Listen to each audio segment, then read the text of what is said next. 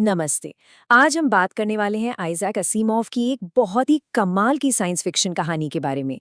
ये कहानी ना हमें भविष्य के क्लासरूम में ले जाती है और एक बहुत बड़ा सवाल खड़ा करती है कि टेक्नोलॉजी के इस दौड़ में कहीं हम इंसान कुछ बहुत जरूरी चीजें पीछे तो नहीं छोड़ देंगे। तो जरा सोचिए, एक ऐसी दुनिया के बारे में जहां स्कूल आपके घर का ही एक कमरा है और आपको पढ़ाने वाला कोई इंसान नहीं, सिर्फ एक मशीन है। अजीब है ना? यही दुनिया है इस कहानी की, जो हमें ले जाती है साल 2157 में। मतलब आज से लगभग 150 साल आगे, एक ऐसे भविष्य में जहां स्कूल और पढ़ाई के मायने ही बदल गए हैं। तो आज इस कहानी के सफर में हम क्या-क्या देखने वाले हैं? सबसे पहले तो हम इस भविष्य की दुनिया को समझेंगे। फिर देखेंगे कि कैसे एक पुरानी सी किताब मिलने से सब कुछ बदल जाता है। इसके बाद हम कहानी के सबसे बड़े मुद्दे यानी एक मशीन और एक इंसान टीचर में क्या फर्क है, इस पर बात करेंगे। और आखिर में उस सवाल तक पहुंचेंगे जो ये कहानी आज भी हम सबके लिए छोड़ जाती है। तो चलिए सीधा चलते हैं साल 2157 की दुनिया में। एक ऐसी दुनिया जहां बच्चों के लिए स्कूल जाना एक अनसुनी पुरानी बात बन चुकी है। इस दुनिया में हम मिलते हैं दो बच्चों से, 11 साल की माजी और 13 साल का टॉमी।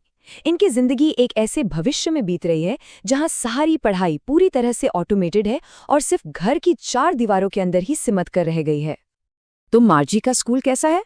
सोचिए, उसके बेडरूम के ठीक बगल वाला एक कमरा, कोई दोस्त नहीं, कोई क्लासमेट नहीं, बस एक बड़ी सी काली सी मैकेनिकल स्क्रीन जो हर रोज एक ही वक्त पर चालू हो जाती है। मतलब एकदम अकेला और मशीनी माहौल। और सच कहूं तो मार्जी को इससे सख्त नफरत है।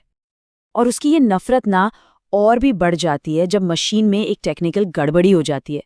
ज्योग्राफी वाला हिस्सा कुछ ज्यादा ही तेज हो जाता है और मार्जी के टेस्ट में नंबर खराब आने लगते हैं। इससे पता चलता है कि ये सिस्टम कितना इनफ्लेक्सिबल, कितना बेजान है। और मजे की बात देखिए, इस मशीन को ठीक करने के लिए भी एक इंसान को ही आना पड़ता है, जिसे काउंटी इंस्पेक्टर कहते हैं। लेकिन फिर एक दिन कुछ ऐसा होता है जो मार्जी की दुनिया को देखने का नजरिया ही बदल देता है। अटारी में कबाड़ के बीच उन्हें एक बहुत ही पुरानी चीज मिलती है। 17 मई 2157। मार्जी अपनी डायरी में लिखती है, आज टॉमी को एक असली किताब मिली। हाँ, एक असली किताब, धूल में सनी हुई, कागज पर छपी हुई, कुछ ऐसा जो इन बच्चों ने अपनी पूरी जिंदगी में कभी नहीं देखा था। अब देखिए, उनके लिए ये किसी अजूबे से कम नहीं था। वो लोग तो टेली बुक्स पढ़ते थे, मतलब स्क्रीन पर, जहां शब्द चलते फिरते रहते हैं और एक डिवाइस में लाखों किताबें आ जाती हैं। और ये इस किताब के पन्ने पीले पड़ चुके थे, मुड़े तुड़े थे। और सबसे अजीब बात, इसके शब्द एक ही जगह पर रुके हुए थे, हिलते ही नहीं थे। और फिर जब उन्हें पता चलता है कि ये किताब किस बारे में है, पुराने जमाने के स्कूल के बारे में, तो उनके सामने एक और भी हैरान कर देने वाली सच्चाई आती है।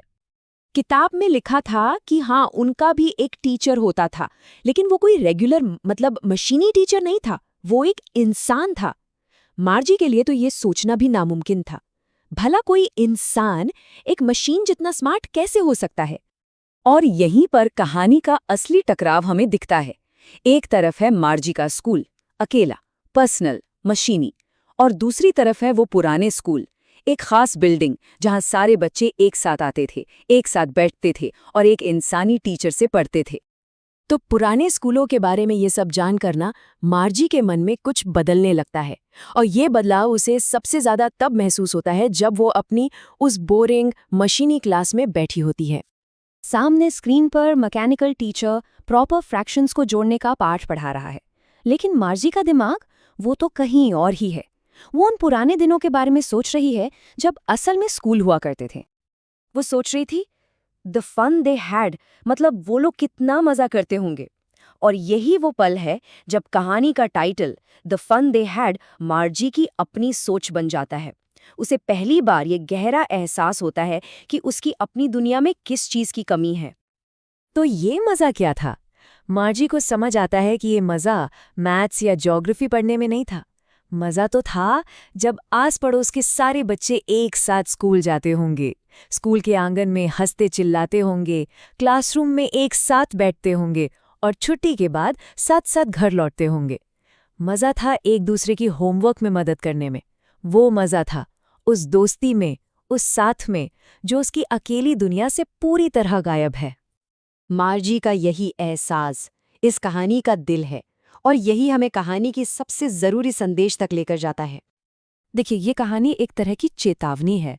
ये हमें बताती है कि टेक्नोलॉजी बेशक पढ़ाई को बहुत कुशल और पर्सनल बना सकती है, लेकिन इसका एक खतरा भी है।